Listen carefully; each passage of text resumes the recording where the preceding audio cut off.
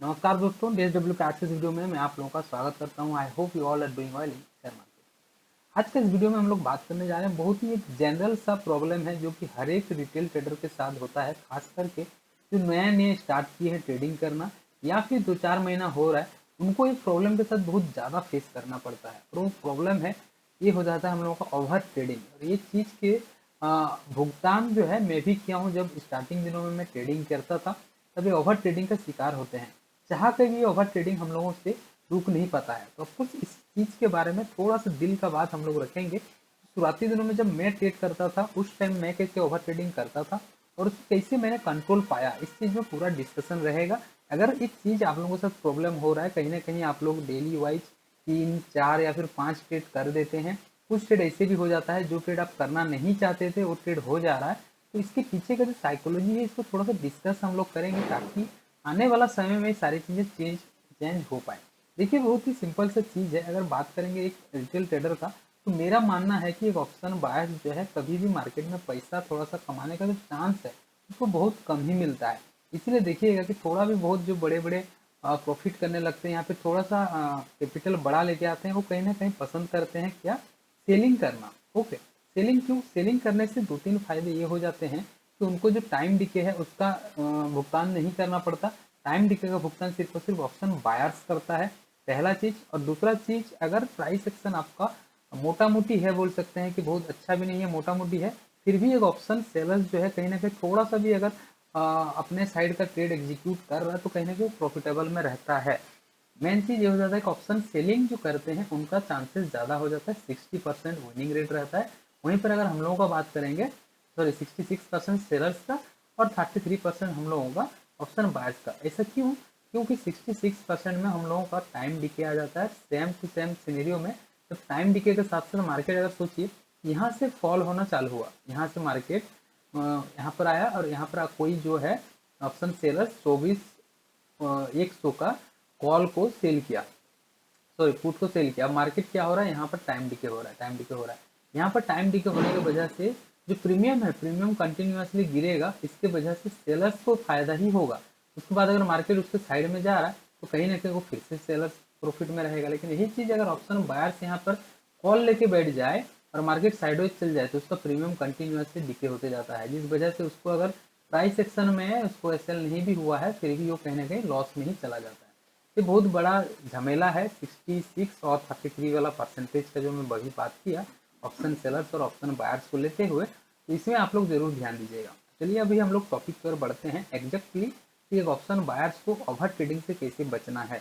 देखिए, शुरुआती दिनों में जब मैं ट्रेड करता था, मुझे अभी भी याद है कि हम लोगों को अपॉर्चुनिटी जो है मार्केट में जब भी हर एक कैंडल में दिखने लगता है, ये कोई मतलब बोल सकते हैं क्या आपके साथ अकेला हो रहा है? तो बिल्कुल भी नहीं, कि हर एक ट्रेडर के साथ होता है। जब मैं शुरुआत किया था तब मेरे साथ भी कहीं ना कहीं सारी चीज़ें होता था। तो मेन बात ये है कि ये नेचुरल है। देखिए ऑप्शन, खास करके स्टॉक मार्केट जो ऑप्शन बाइंग है, मैं इसको मानता हूँ कि ये एक माइंड गेम है। ओके, अगर ये इंटेलिजेंस का बात होता तो कहने के हर एक आदमी जो हम लोगों से अच्छा इंटेलिजेंस है वो पैसा कमा रहा होता। कि पैसा शेयर मार्केट में इंटेलिजेंस के ऊपर नहीं है बल्कि साइकोलॉजी और माइंडसेट के ऊपर से आता है।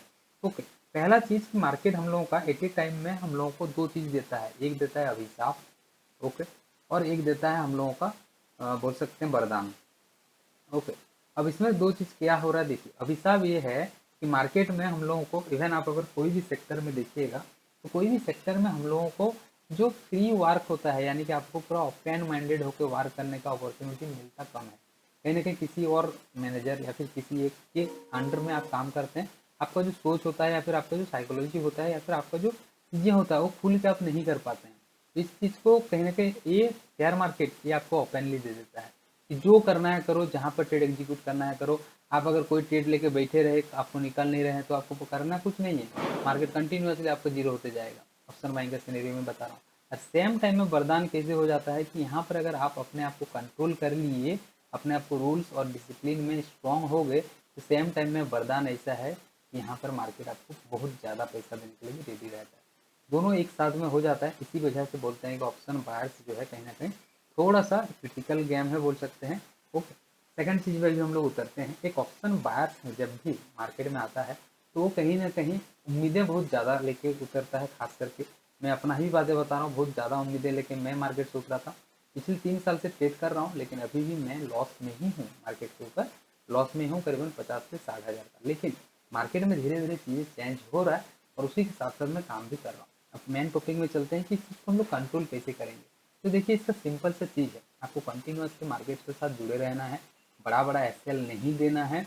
इसकी वजह से क्या होगा, आप मार्केट में सस्टेन कर पाओगे। तो एक लिमिट होता है कि 1 लाख या फिर 2 लाख या फिर 3 लाख का जो लॉस होता है, इतना बड़ा लॉस जब तक आप देंगे नहीं तो मार्केट में कंटिन्यूसली काम कर पाएंगे। धीरे धीरे चीज़ों को जब काम करेंगे, जैसे धीर पानी बोलते हैं पत्थर काटता है, वैसे ही साइकोलॉजी भी आप लोगों को धीरे धीरे स्ट्रॉन्ग होगा। इसके लिए सिंपल सा मैं जो किया था आप लोगों को बताता हूँ कि मैं अभी भी, आप देखिएगा 3 साल होने जा रहा है, मैं अभी भी दिन का एक ट्रेड ही करता हूँ, मात्र एक ट्रेड। मार्केट में यहाँ से अगर यहाँ तक फॉल हो रहा है, सारा दिन में आपको 2 से 3 ट्रेड एक ऑप्शन बायर्स के लायक मिल जाता है। बट अगर आप हर एक ट्रेड को पकड़ने का कोशिश करिएगा, वहाँ पर झमेला हो जाएगा। कहीं ना कहीं मॉर्निंग का ट्रेड में अगर आप 3 हज़ार प्रॉफिट में आ गए, तो सेकंड ट्रेड में सोचोगे कि इसका हम कुछ एसएल लगा के और एक ट्रेड ले लेते हैं, तो इसमें से हो सकता है आप प्रॉफिट हो गए तो 2 हज़ार और 5 हज़ार हो गया। अब इसमें से फिर आप एक, मतलब जो ह्यूमन बींग का साइकोलॉजी बोलते हैं, फिर आप सोचो कि रिस्क लोगे, रिस्क लेके पूरा का पूरा 5 हज़ार गवा दिए। अब क्या होगा इसमें कि आप रिवेंज करने लगोगे मार्केट के साथ। पहला चीज़ सिनेरियो एक। दूसरा सिनेरियो कि आप सोचिए कि 2-3 हज़ार रुपये लॉस कर दिए। ओके, 2-3 हज़ार लॉस करने के बाद आप क्या करोगे कि आप सेकंड ट्रेड जो मारोगे सेम वही चीज़ होगा, बस थोड़ा सा डायरेक्शन अलग होगा। रिवेंज ट्रेड ये भी होगा कि मार्केट में फिर से आप जो ट्रेड एग्जीक्यूट करोगे, वो कहीं ना कहीं सोचोगे कि 3 हज़ार रुपये मुझे आज रिकवर करना है। तो इसका सिंपल सा सोल्यूशन निकल के यही आता है कि मार्केट में जब भी आप ट्रेड एग्जीक्यूट करने जा रहे हो, एक दिन का एसएल का आपको टारगेट रहना चाहिए कि मेरा इतना एसएल 1000 या फिर 1500 अगर हो गया तो मैं आज का ट्रेड स्क्रीन बंद कर दूंगा। दूसरा चीज़, आपका प्रॉफिट का भी एक दिन का कोई एक लिमिट होना चाहिए, या तो 2000 रुपया या फिर 2500 रुपया। वो आपके हिसाब से आप देख लीजिए कि एक लॉट से अगर ट्रेड कर रहे हैं तो कितना रुपये कैप्चर करना है डेली, 2 लॉट से कर रहे हैं तो कितना रुपया कैप्चर करना है डेली। तो इससे क्या होगा कि आप बंध जाओगे अपना रूल्स के प्रति। स्टार्टिंग दिनों में थोड़ा सा प्रॉब्लम्स होगा, बट धीरे धीरे सारी चीज़ें सेम, मतलब सुधरने लगता है। मैं सेम चीज़ किया था, आप लोग इस चीज़ को अपना सकते हैं।